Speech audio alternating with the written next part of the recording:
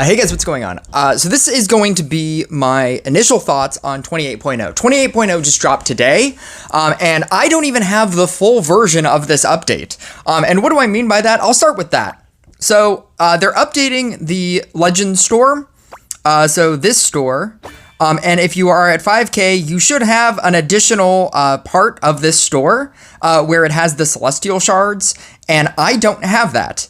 And in the case that you thought that I didn't update my game, I definitely did. I have a level 90 gadget. I have the units in here. I can reincarnate things.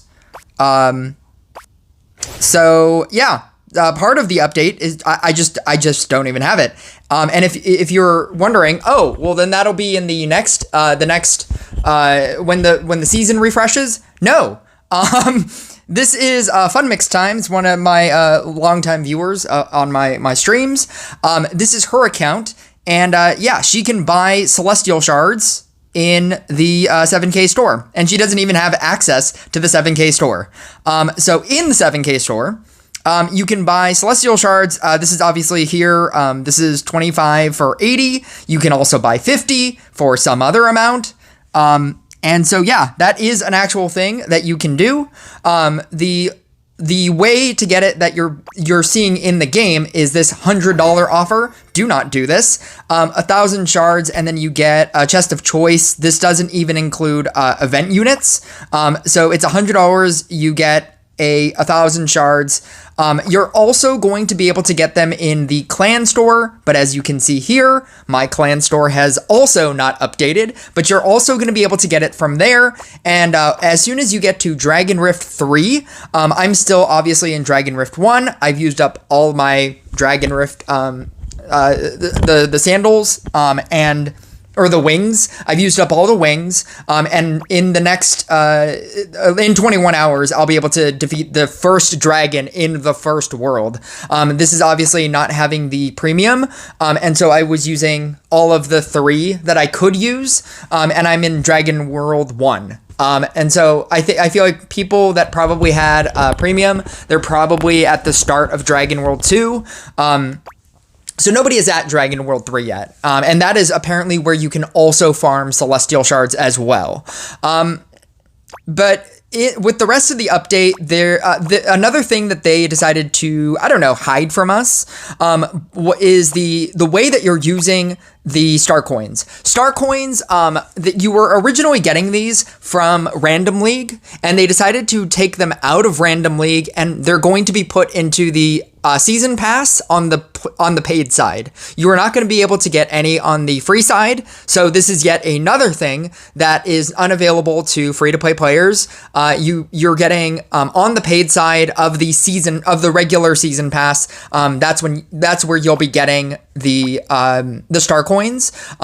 So whenever the season refreshes in 5 days and 21 hours.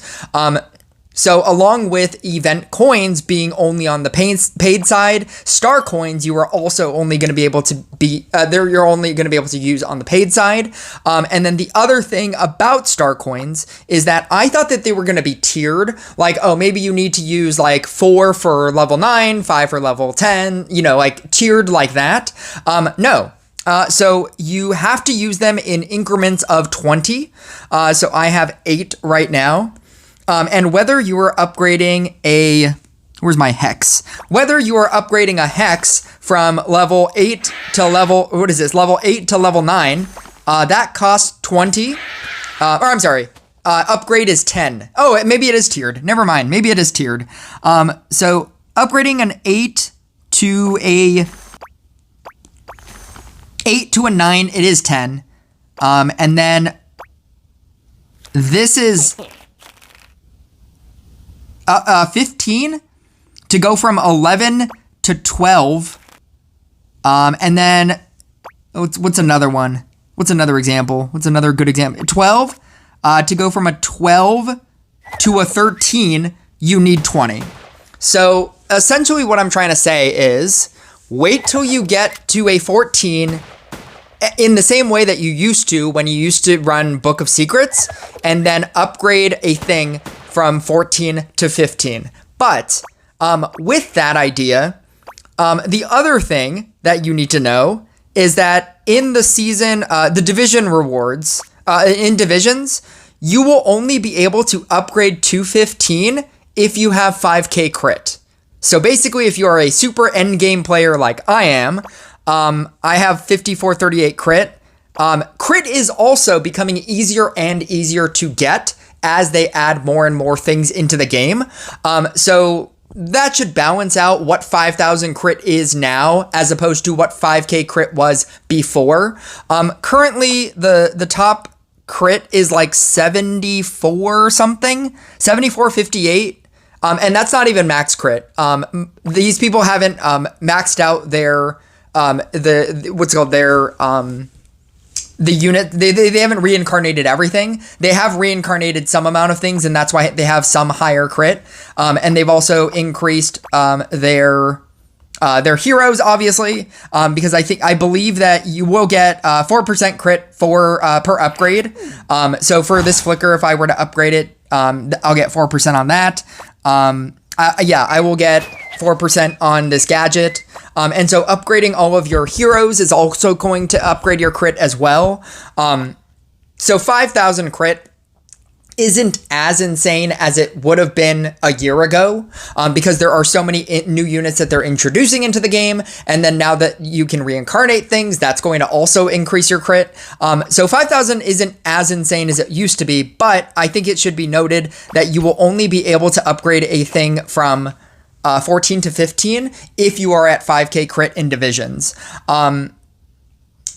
The other thing that I wanted to note, reincarnation is obviously in the game. You can't reincarnate everything. The only thing that you can reincarnate are the things that are that have the reincarnation talents. So that would be the Tesla Cultist, Inquisitor, Phoenix, and Bruiser.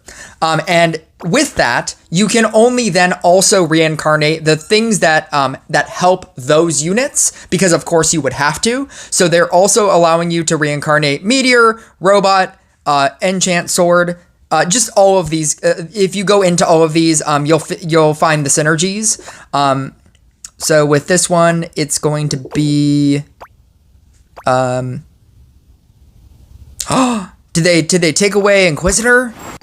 Oh no, what did I just click on? I don't know what I just clicked on. Anyway, so yeah, with Inquisitor, it's Night Statue, Boreas, and Minotaur. So if you have those at max, you can reincarnate those as well. Blade Dancer, you can also reincarnate because it's a part of Cultist. Dryad, Demon Hunter, Blade Dancer, and so you're able to reincarnate those cards as well, but it isn't everything. So for instance, this Treant, I can't reincarnate. This Trapper, I can't reincarnate, but something that is part of that, I obviously can. So like this, anything like this Dryad, I can reincarnate this Dryad. So if you are one of those people that look at this mechanic and it makes you want to quit the game, because there's a lot of people like that, and I get it. There's a part of me that gets it, like, oh my god, like they put all these reincarnation in the game, and how am I ever gonna get like three more Dryads and 4 more orbs, and like I'm trying to build all these other decks, and like I just maxed out this deck, and now I have to update a Blade Dancer, and I have to update an Enchant Sword, and I have to update a Scrapper because now I can reincarnate my Scrapper, and this is impossible, right? How are you even gonna get 1,000 shards outside of $100, right? And I get it. I get like that thinking and that like that train of thought, right? That freight train of thought that, oh, this game sucks. Like, there's no way I'm gonna upgrade all these cards. This update is useless. It's only for the pay to win people, right? As a pay to win person, if you want to look at me like that, this is no more insane than somebody just starting out with Archer, Bombardier, Cold Mage, Fire Mage, and looking at regular legendaries and being like, oh, there's so many legendaries. How am I ever gonna get any of these? Like, there's no way to get legendaries in this game. It's so insane, right? But at some point you just do. At some point you just get all of the commons, and you max out all the rares, and you max out all the epics, and then you get your first max legendary, and it makes everything else easier, because then you can start using like those shards to theoretically feed other things. The way that I look at this right now is the way that I've always looked at the game. Build one deck. Just focus on one deck and build that deck. Build that deck to the best you can and play that deck. Because and then after you build that one deck, build out all of your support cards. And then, you just play the game over the course of time. That's what this game is. This can be overwhelming, but I've already cycled out all of my Laboratory of Experiments to this. It's just everything in my Blade Dancer deck. Night Statue. I might rotate Night Statue out, but I think Night Statue is just a good card.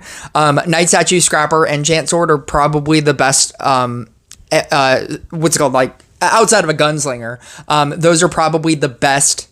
What's it called? Support cards. Those are probably the best support cards that are universally accepted in most decks. So I want to build those out and get the reincarnations on those first. Blade Dancer, because it's my favorite.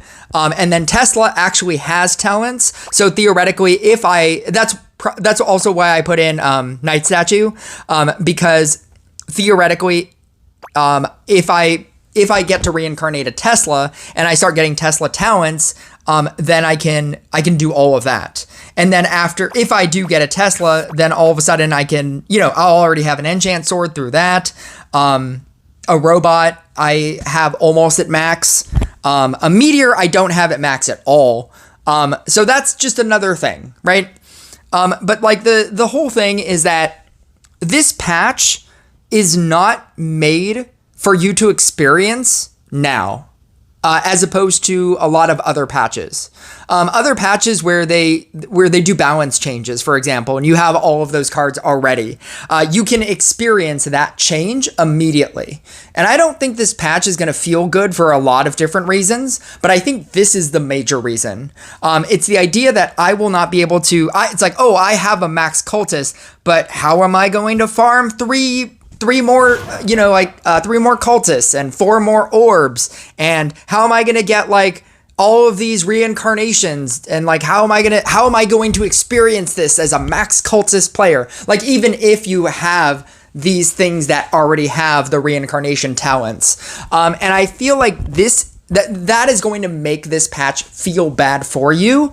But this is just what this game is. It's seeing an end game and then working toward making smart decisions and working towards that end game. This game has always been about make smart decisions. It's been a make smart decisions game. And if the smarter your decisions are, the less backtracking you need to do. So for instance, if you start this game and try to max out a Boreas, and then you find out later, oh my god, Boreas is terrible at level 15, you've now used up all of that time and all of those resources into investing into something that is bad. Now, a part of me would say that, invest into a Tesla, right? Because Tesla has reincarnation talents. But at some point, everything is going to have reincarnation talents in the same way that everything is about to have regular talents. And so even though Trapper doesn't have talents, I've maxed out a Trapper because it's good. And because eventually it will have talents, and eventually it will have reincarnation talents. The reason why I'm maxing out the Blade Dancer is because I really like Blade Dancer and I really like Gunslinger. And Gunslinger is one of the best support cards in this game. It might actually be my vote for the best support card in this game. The Blooming Dash Blade Dancer deck, now that I have a Gunslinger at 13 with the all-important high charisma, I think it's a much better card, or it's a much better deck because of it. Fortuna is obviously the thing that makes this deck even better, but I do like Gadget. The Gadget ability when you get the upgraded chance. So your original chance is 25%. With the new update, you're getting an additional 40% chance. And then what's it called? If you have the gadget item, you get an even higher chance than that. And I'm telling you right now, as is without the gadget item, it's crazy. I get a lot of gadget tiles on the field in every game. It's very good. But what I'm saying is this patch is not meant to be played in the same way that a Archer and Sentry get talents patch, or a balance change to this card, is an update. Like you can immediately play that kind of patch and be like, oh my God, this is such a cool patch because I like that it changed this card. You will not feel the effects of all of these changes for a little bit. I didn't want to talk about any of the updated heroes. Gadget was really the only one that I was excited for, and it's very strong. I think that if you use any of these heroes, they're all obviously going to be better for you. If you had any of these already at max and you had enough shards to make them 100, and you use them, I think they're just going to be better because of course they're going to be better. What is the best? Probably all the things that were always the best. A Fortuna, a Necromancer, a Zeus, like a gadget, a mermaid, like everything that you probably used before, it's probably going to be even better now. I don't know if there's something that's going to be like a trickster or something, or a J, that all of a sudden like somebody figures out something and then it gets that much better. See, like much smarter people than I have the answers to these questions. I remember when Gunslinger was coming into the game and people were like speculating on how it was going to change the meta. I knew that it was a very good card. I didn't know how good it was, but I knew that it was very good. I didn't think that it was going to make a Blade Dancer go to 8 minutes good. I didn't think it was going to make Blade Dancer or Fortuna go to 8 minutes. But I knew that it was good. Phoenix is obviously going to be the next best thing. 1, because it's an event unit. 2, because it's an attacking event unit. And 3, because it already has all of the talents and all of the reincarnation talents and all of the things, right? And somebody could max out all of these things and it will be the best unit. I will guarantee you that. It will be the best unit because it has all of the benefits of this patch. You can max it out to 15. You can max out all the talents. You can max out all the reincarnation talents, and it will be the best deck. I didn't even want to go through it because it doesn't matter. It doesn't matter what it does. It's going to be the best.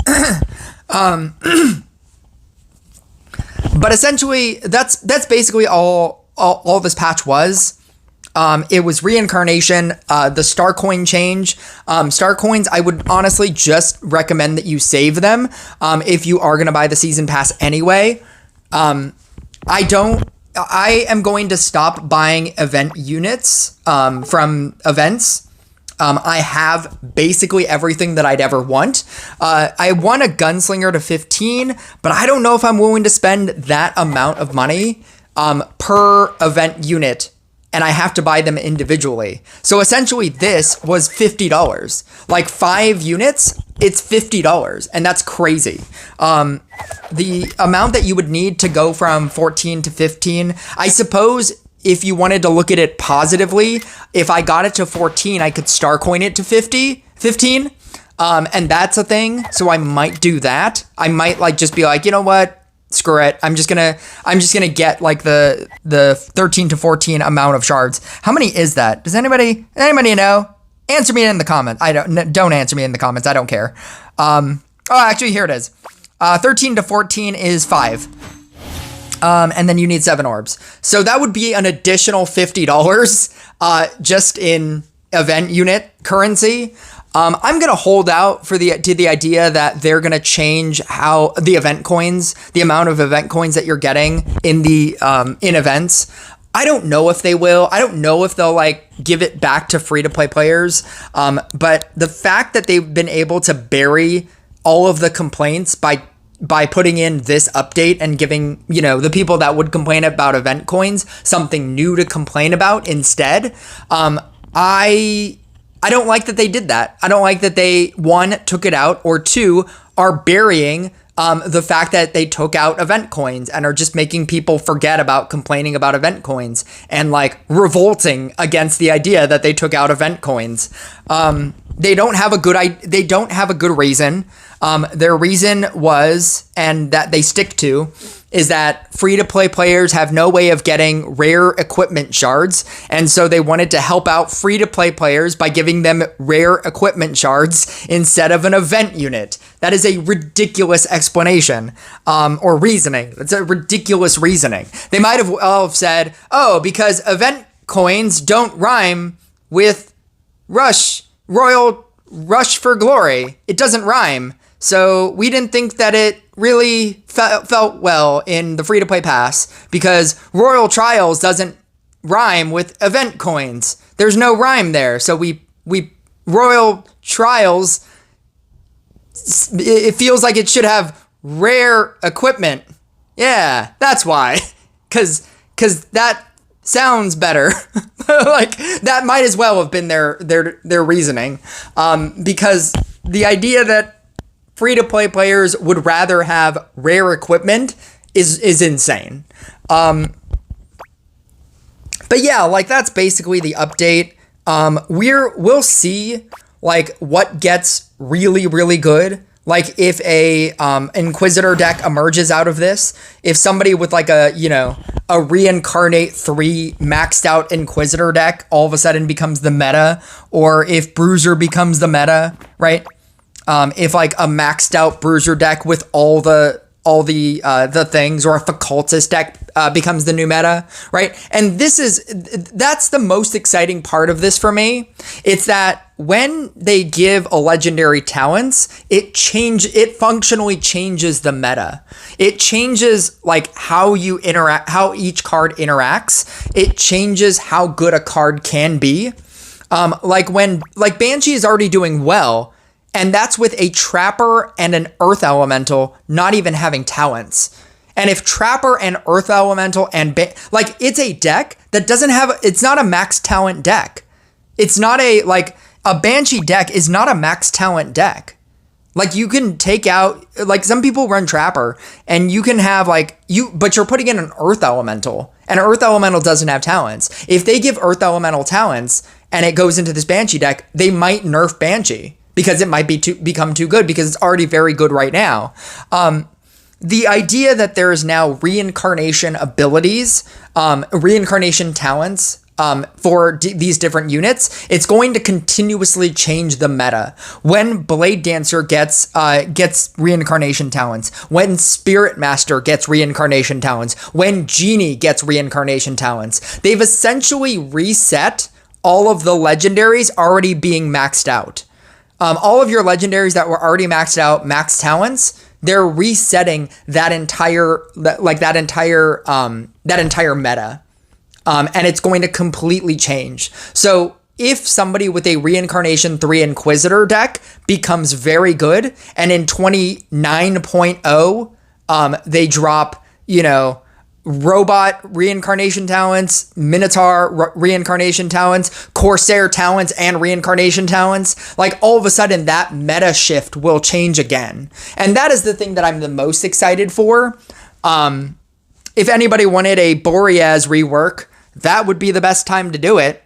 Whenever Boreas gets reincarnation talents. But this is going to continuously shake up the meta. And much smarter people than I are going to figure that out. People at the top end, actual pay to win people, like people who have max accounts, people who have infinite copies of everything. Those people are going to figure out what the new meta is. And so I'm excited for that. But what I'm trying to say is that if this looks daunting, it's because it's supposed to. Don't let it be a reason why you quit this game. I mean, if you want to quit this game, go ahead. I'm not here to prevent you from quitting this game. If you want to quit this game, quit this game. But I'm saying for the level-headed people, For the level-headed people that are not like, this is a pay-to-win game. Everything is wrong. Everybody's gonna leave. Okay. If this looks daunting to you, understand that it is the same as when you started and you looked at this list of legendaries and thought to yourself, I will never obtain all of that. I will never get one of each of those copies. And eventually you just do. And eventually you just kind of do. Just by playing the game for however as long as you've played this game.